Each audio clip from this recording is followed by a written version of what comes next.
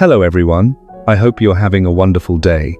Today, we're diving into a story where a peaceful family night is suddenly shaken. Mother Ly can't reach Mrs. Thu anymore, and the money she trusted her with may have vanished. Will Jack and Tu Tien uncover the truth before it's too late, or will their Tet be turned upside down? If you enjoy this episode, don't forget to subscribe so you won't miss the next videos. The day starts the way most good days do in their little village, quiet, a bit chilly, and full of simple routines that feel like a blessing when life has been loud for so long. Tu Tien steps into the garden while the sun is still low, wrapping her jacket tighter as she walks between the neat rows Jack helped her build. The vegetables have been doing well lately. Maybe it's the weather. Maybe it's the way she's been calmer. Or maybe it's because, after everything they've survived, she's learned to treat each small, ordinary morning like something worth protecting. She crouches beside the kohlrabi first. The bulbs are big and firm, pale green and healthy. Tu Tien presses one lightly with her thumb and smiles, that quiet kind of smile that isn't for anyone else, just for her own heart, like she's reassuring herself that she can still grow something good. Then she notices it, a few leaves, torn up at the edges, not the normal kind of tear from wind. These are bites, jagged holes scattered like tiny wounds. Tu Tien's smile fades. She lifts one leaf, turns it over, checks the stems. Her mind goes straight into problem-solving mode. She remembers people saying pests come out at night, when everything is quiet and nobody's watching. That thought makes her pause, because it feels familiar in a way she doesn't like. Trouble that waits until you relax. She exhales slowly and stands up, brushing dirt off her palms. "Okay," she murmurs to herself, steadying her voice. "We catch it tonight. We don't let it spread." She tries to keep it light. It's just pests. Not everything has to become fear. Still, the garden is more than plants to her now. It's her routine, her recovery, her promise to herself that life can be rebuilt piece by piece. She harvests 2 big kohlrabi anyway, because she needs dinner ideas in her head to stay calm. Soup, maybe, or sliced raw with salt and chili. Something warm and simple. Something that tastes like home. While Tu Tien is counting leaves and checking soil, Jack is already out at the construction site, moving like he's carrying 2 worlds on his shoulders. Work and family, trying to keep both from tipping over. The site is noisy. Machines, engines, dust, voices calling measurements over the sound of metal. Jack walks through it all with a clipboard and a focused stare, stopping every few steps to check progress. They're close around 85% on the fill and leveling, and that number matters because Tet is coming. Everyone wants to finish before the holiday. Everyone wants to go home with a clean ending. Jack looks at one section and calls one of the younger staff over. "Measure again," he says, calm but firm, "layer by layer. Don't rush it." The young man nods quickly, eager to impress. Jack keeps his voice steady. "If the foundation is wrong, nothing above it matters. I don't care how fast we finish. I care that it lasts." That's the thing about Jack. He doesn't just build structures. He builds them like he's building a promise. Like someday, someone will walk across a road or a bridge he supervised and never even think about the work beneath their feet. That's the goal, quiet safety. A worker brings up an issue about equipment and manpower, asking if they should add another excavator to speed things up. Jack looks at the schedule, then at the ground, then back at the worker. "We can add machines," he says, "but we don't trade speed for quality. We compact each 30-centimeter layer evenly. If we don't, the ground will settle later, and we'll pay for it twice." He says it like a lesson, not a lecture, because he remembers what it felt like to be young and impatient. He remembers thinking tomorrow always belongs to you. Life taught him otherwise. By late morning, the sun warms up just a little. Jack checks the last set of notes, speaks with the foreman again, and finally allows himself to glance at his phone. No emergency calls, no alarms. Just the normal kind of quiet. For Jack, That quiet is rare enough to feel suspicious, but today, he chooses to accept it. He wraps up his instructions, tells the team what to handle next, and makes one choice that matters more than any schedule. He goes home earlier than usual. He tells himself it's because Tet is close and he wants to help with preparations. That's true, but the deeper truth is simpler. He wants to see Tu Tien's face when she's not scared. He wants to sit beside her and feel normal again, even if it's only for a few hours. When Jack arrives, Tu Tien is near the stove, setting out herbs and rinsing vegetables. The smell of warm tea rises in the air. The house feels lived in, not tense, not fragile, just home. Jack steps in and pauses at the doorway for a second, watching her. He doesn't say anything right away. Sometimes he just needs to see that she's standing, breathing, moving alive in the ordinary. Tu Tien notices him and turns. "You're home early." Jack nods. "I missed you." It's a simple sentence, but it carries everything: the fear, the relief, the promise he keeps trying to live up to. Tu Tien smiles and pours him tea. "I found pests in the garden." Jack takes the cup. "Pests?" She points toward the window. "They chewed the kohlrabi leaves. I think they come at night." Jack sets the tea down and rubs his hands together, like he's ready to fight a tiny war. "All right, tonight we check. We protect your garden." Tu Tien laughs, and the laugh surprises even her. "You talk like it's a big mission." "It is," Jack says, completely serious. Then he softens. "That garden kept your heart busy when your mind had too many thoughts. It matters." That's how they are now, careful with each other, but also tender. They don't pretend the past didn't happen. They just refuse to let it steal the present. After a short rest, they decide to go to the market together. Tet preparations can't wait, and honestly, they both need the crowds and colors and noise, the kind that feels normal, not dangerous. They lock the gate, check the yard, and head out. The market is alive. Stalls full of vegetables, baskets of onions stacked like mountains, ginger and chilies and fresh herbs. People are already talking about holiday meals, about prices, about which day they'll clean the house, which day they'll visit relatives. Tu Tien walks slowly, letting her eyes enjoy everything. Jack stays close beside her, not hovering, just present like a quiet wall between her and the world. They buy onions for pickling, eggs, ginger, a bag of shrimp, a few small treats that Tu Tien insists are just for the Tet feeling. Jack pretends to complain, but he pays anyway. On the way home, their hands brush and then naturally hold. It feels like an agreement. We're still here.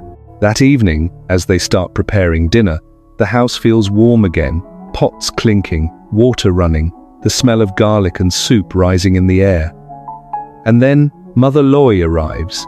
It's not loud, not dramatic, just a knock at the gate, and then her familiar voice calling Jack's name. Tu Tien wipes her hands quickly and steps outside, and the moment she sees Mother Ly, her expression softens with affection. Mother Ly hugs her tightly, like a mother checking a child's strength without saying it out loud. "I came to see you," Mother Ly says quietly. "I was nearby." Jack brings a chair, pours tea, and invites her to stay for dinner. Mother Ly nods, but her eyes look tired, not the tired of working something heavier, something restless. Tu Tien notices it immediately. "Mum, are you okay?" Mother Ly smiles, but the smile doesn't reach her eyes. "I'm fine. I just didn't sleep well." Jack watches her face for a moment, and something in him tightens. He doesn't push yet. He waits until they're all sitting together, until the food is on the table, until the house feels safe enough to hold a difficult truth, because he can already guess what's coming. And in the warm light of their dinner, with Tet drawing closer, a quiet worry sits down with them at the table, uninvited, but impossible to ignore. Dinner tastes like Tet coming closer, not because it's anything fancy, just a warm kohlrabi soup, grilled corn from the garden, and a few simple dishes they picked up at the market, but because everyone is sitting together, the table is full, the house is warm, and for a moment it feels like the kind of evening people remember when they get older. Mother Ly holds her bowl with both hands, letting the steam warm her fingers. She eats slowly, politely, but Jack notices she keeps pausing, like her mind keeps drifting somewhere else. Tu Tien tries to keep the mood gentle. She tells Mother Ly about the garden, how the seedlings are coming up, how she wants to grow enough vegetables so she can share with neighbors during Tet. Mother Ly nods and smiles, and she even laughs softly when Tu Tien talks about the pests chewing the leaves. "Those pests always know which plants you love most," Mother Ly says. Jack adds, "Then tonight will be the guards." Tu Tien's eyes brighten. He said it like a real mission.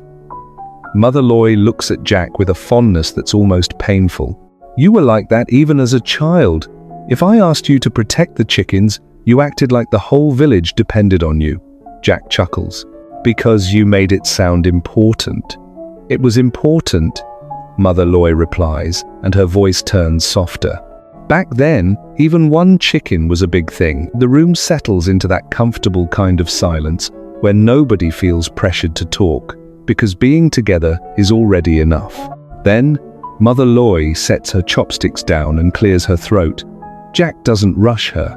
He just waits, looking at her the way sons do when they sense their mother is carrying something heavy. Mother Ly tries to smile again. "Jack, I tried calling Mrs. Thu today." Tu Tien's shoulders tense slightly. She glances at Jack, then back to Mother Ly. She doesn't interrupt. Jack keeps his voice calm. "Did she answer?" Mother Ly shakes her head.